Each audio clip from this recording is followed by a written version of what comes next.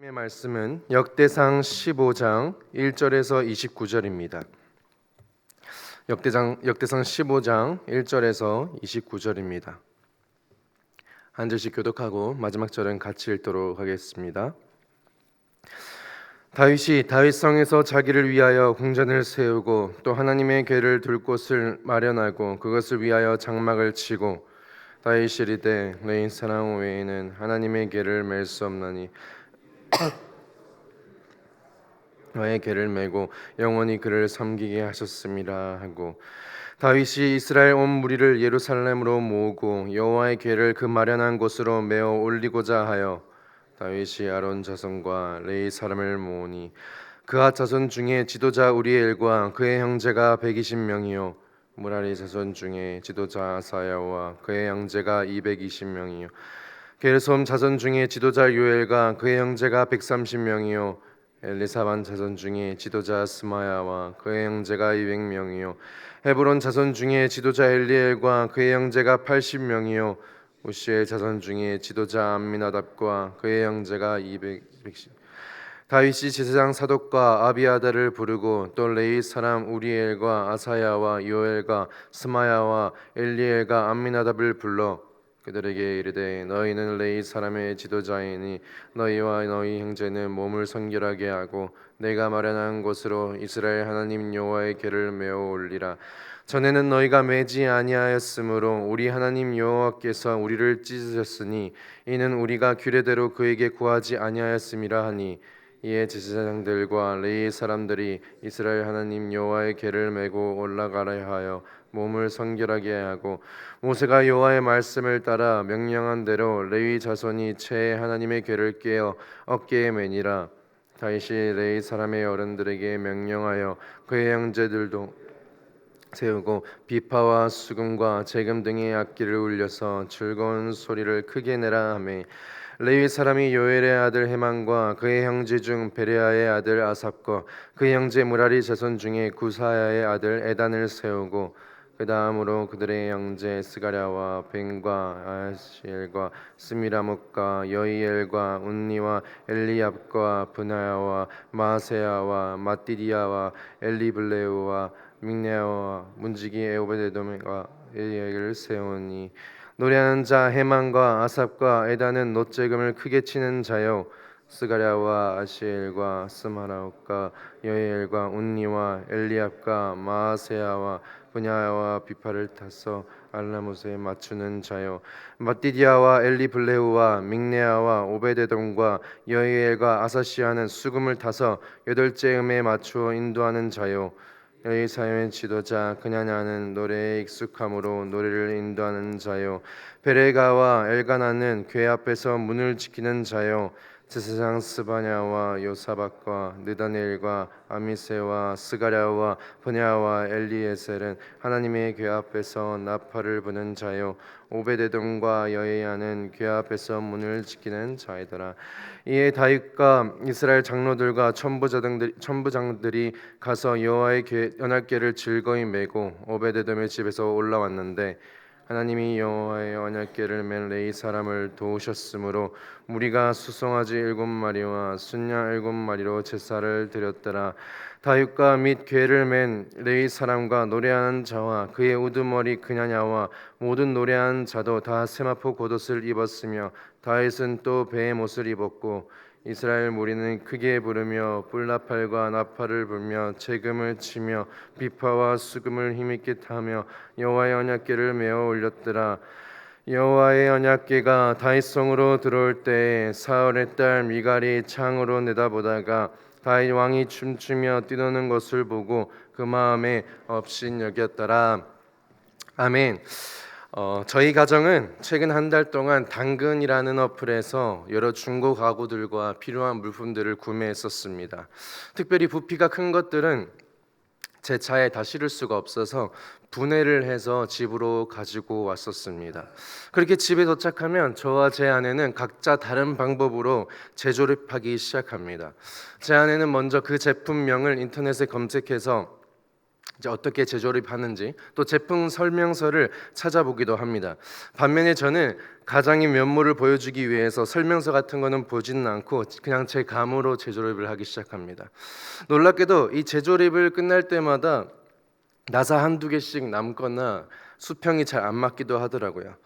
어떤 제품이나 가구든지 그에 맞는 사용 설명서대로 조립하거나 사용하지 않으면 그 이후에 문제가 생길 수밖에 없습니다. 제가 아주 가벼운 예화로 시작했지만 우리의 신앙과 우리의 믿음 또한 신앙 설명서라는 하나님의 말씀, 하나님의 방식대로 우리가 살아가야 한다는 것이죠. 오늘 본문 역대상 15장 말씀을 통해서 참된 신앙이 무엇인지 또 우리가 하나님의 백성으로서 어떻게 살아가야 하는지 한번 발견하는 시간이 되기를 소망합니다. 오늘 본문은 다윗이 언약궤를 예루살렘으로 옮기는 장면을 담고 있습니다. 이 사건은 단순히 장소를 바꾸는 것이 아니라 예배의 회복 또 자신의 백성들을 향한 하나님의 인재를 나타내는 장면이죠. 그런데 이전 역대상 13장에 보시면 다윗은 이미 한 차례 언약궤를 옮기는데 실패를 했었습니다. 온 백성과 의논해서 많은 인원이 동원된 화려한 퍼레이드를 준비했었을 텐데 결정적인 실수가 있었죠. 바로 하나님의 방식이 아닌 사람의 방식으로 언약궤를 운반했던 것입니다. 다윗에게는 하나님에 대한 뜨거움이 있었습니다. 하나님에 대한 열심이 있던 사람이 다윗이었습니다. 그 언약궤를 드디어 옮길 수 있다는 것 그 하나만으로 얼마나 설렜겠습니까?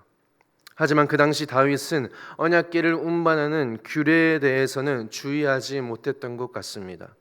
결국 다윗은 하나님의 규례대로 하지 않았고 새 수레에 실어 옮기다가 웃사가 죽는 비극을 맞이하게 되었죠.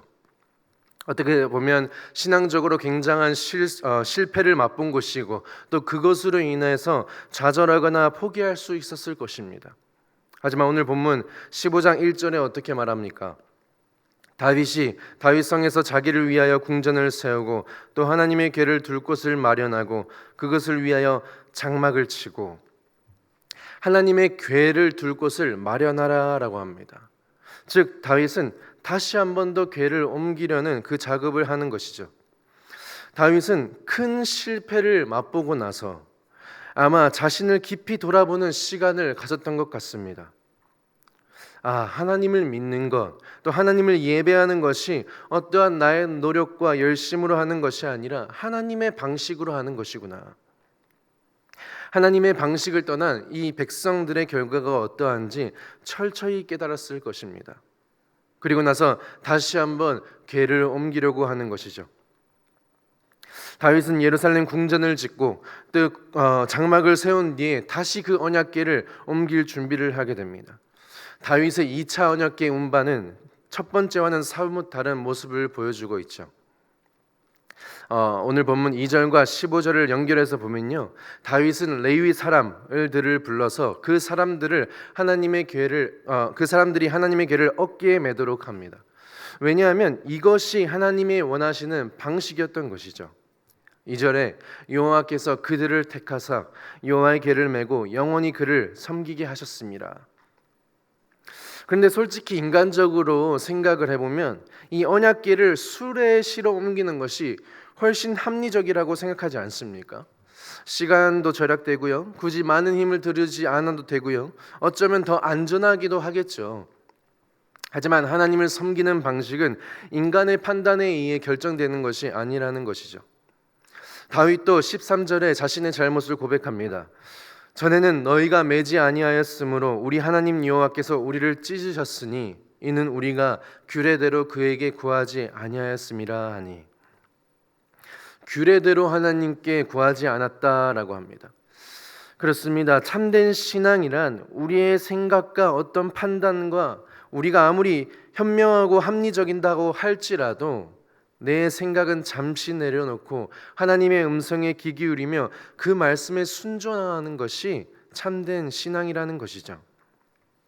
오늘날 우리는 합리성, 또 효율성, 편리성을 중요시하는 사회에 살아가고 있습니다. 무언가를 깊이 또 바르게 알기보다는 마치 유튜브 쇼츠처럼 빠르게 효율을 따지는 시대가 되었습니다. 그런데 언제부터 이러한 모습이 교회에도 자리 잡아 예배의 자리를 사모하기보다는 TV나 인터넷으로 예배를 드리고 또 주말에 여가를 즐기기 위해서 금요일 토요일에 예배를 드리고 떠나는 사람들도 있죠. 또한 자신의 유익만을 추구하다 보니까 교회의 그리스도의 헌신 또 그리스도의 사랑이 사라져가는 모습들도 볼 수 있습니다. 하지만 여러분, 우리의 신앙의 주체, 우리의 예배의 주체는 누구입니까? 바로 우리 하나님입니다. 먼저 우리에게 그 큰 사랑과 그 큰 은혜를 베푸신 분이 누구십니까? 우리 예수 그리스도이십니다.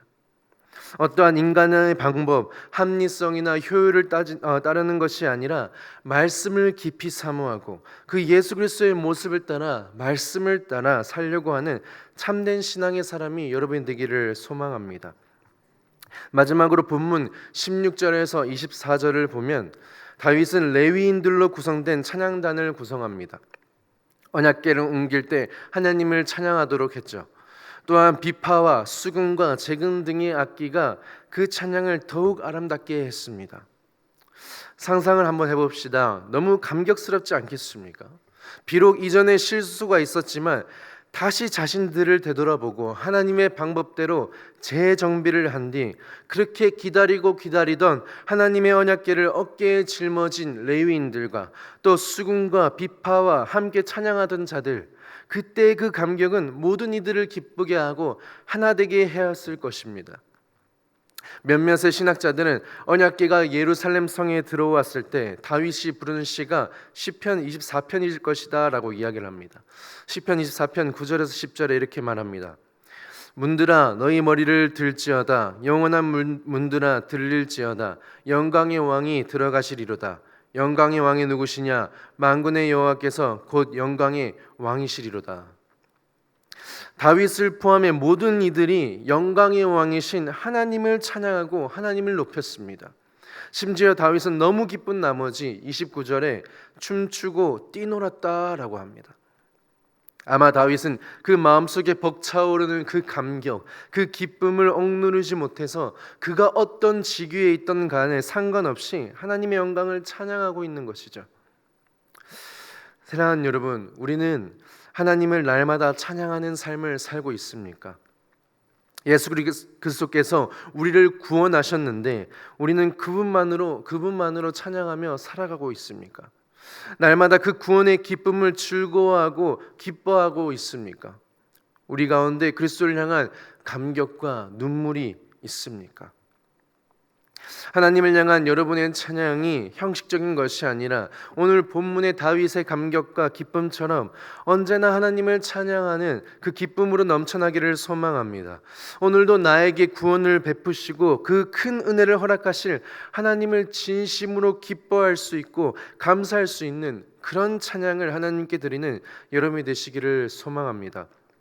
말씀을 정리하겠습니다. 우리 신앙은 하나님의 말씀이라는 설명서가 필요하고 참된 신앙이란 그 설명서를 다시 펼치는 것입니다. 때론 다윗처럼 실수하고 넘어질 수 있습니다. 하지만 우리는 거기서 좌절하지 아니하고 다시금 하나님의 뜻에 따라 그 말씀에 순종하는 참된 신앙이 우리에게 있어야 합니다. 그 말씀을 따라 살고 그 말씀 안에서 기뻐할 때 우리는 날마다 하나님을 찬양하는 삶을 살게 될 것입니다. 그러므로 사랑하는 여러분, 오늘도 하나님이 기뻐하시는 참된 신앙의 사람으로 살아갑시다. 실패해서 다시 일어나 그 말씀에 순종하고 날마다 하나님을 찬양함으로 그분의 영광을 드러내는 삶을 살아가시는 또 그런 우리 교회 또 그런 우리 가정이 되는 우리가 될 수 있도록 우리가 기도하고 날마다 살아갈 수 있는 우리가 될 수 있도록 기도하는 여러분이 되었으면 좋겠습니다. 기도하겠습니다. 사랑의 하나님 감사합니다. 오늘 또 역대상 15장 본문 말씀을 통하여서 우리의 신앙이 하나님의 말씀에 기초해야 한다는 것을 깨닫게 하심에 감사합니다.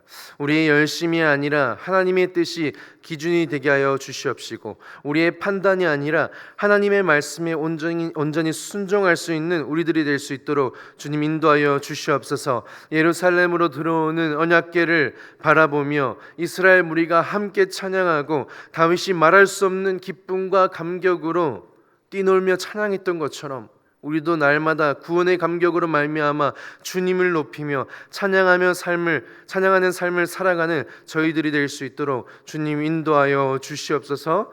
감사합니다. 예수님의 이름으로 기도드리옵나이다. 아멘.